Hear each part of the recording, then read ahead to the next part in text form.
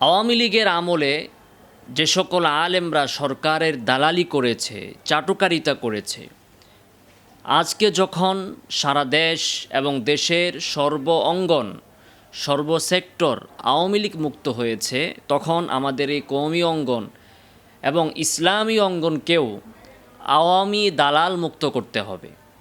আমরা দেখেছি আওয়ামী লীগের আমলে যে কিছু আলেম তারা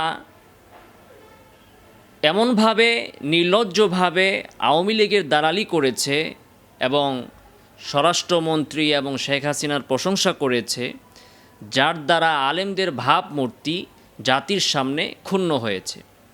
কিছু পীর সাহেবরা স্বরাষ্ট্রমন্ত্রীর কাছে নিজেরাই মুরিদ হয়ে গিয়েছে স্বরাষ্ট্রমন্ত্রীকে মুরিদ বানানোর পরিবর্তে, এবং তারা স্বরাষ্ট্রমন্ত্রীকে ইসলামী বড় বড় অনুষ্ঠানে খতনে বুখারিতে দাওয়াত দিয়ে এমনভাবে স্বরাষ্ট্রমন্ত্রীর প্রশংসা করত, মনে হতো যে স্বরাষ্ট্রমন্ত্রী এই যুগের আব্দুল কাদের জিলানী। এদের কেউ কেউ বলতো যে স্বরাষ্ট্রমন্ত্রী নাকি সব সময় ওযুর সাথে থাকে। আবার কেউ শেখ হাসিনার নামের শুরুতে বলতো হজরত শেখ হাসিনা। এই বড় পাগড়ি, জুব্বা, আলখেল্লা লাগিয়ে শেখ হাসিনার প্রশংসায় বলতো হজরত শেখ হাসিনা। মানে শেখ হাসিনার প্রশংসা এটা আওয়ামী লীগও এত করতো না এবং এভাবে করতো না যেভাবে কিছু দালাল আলেমরা করত। এরা স্বরাষ্ট্রমন্ত্রীকে সমস্ত কওমি মাদ্রাসাগুলো লিজ দিয়ে দিয়েছিল এবং আলিম অঙ্গনের, উলামা অঙ্গনের, ইসলামী অঙ্গনের মুরব্বী হিসাবে স্বরাষ্ট্রমন্ত্রীকে তারা নির্ধারণ করে ফেলেছিল। ফলে এই সকল আলেমদের মাধ্যমে আওয়ামী লীগ সরকার এই কওমি মাদ্রাসার উপর এবং ইসলামী সমাজের উপর ছড়ি ঘুরিয়েছে এবং ওলামায়ে কেরামকে কাবু করার চেষ্টা করেছে এবং বড় বড় পদে, ইসলামিক ফাউন্ডেশনে, কওমি মাদ্রাসা শিক্ষা বোর্ডে, গোয়েন্দাদের মাধ্যমে জোরপূর্বকভাবে এই সকল লোকদেরকে, আলেমদেরকে সরকার নিয়োগ দিয়েছে যেন কওমি মাদ্রাসাকে তারা নিয়ন্ত্রণ করতে পারে। এভাবে কওমি মাদ্রাসা শিক্ষা বোর্ডটাকে তারা নিয়ন্ত্রণ নেওয়ার চেষ্টা করেছিল।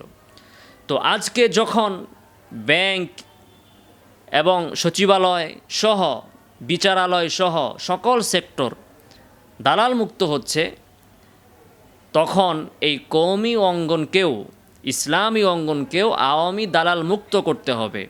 না হলে ঘাপটি মেরে থাকা এই দালালগুলো কিন্তু ওই আওয়ামী লীগের এজেন্ডা বাস্তবায়ন তলে তলে করেই যাবে। অতএব আমাদেরকে সতর্ক থাকতে হবে।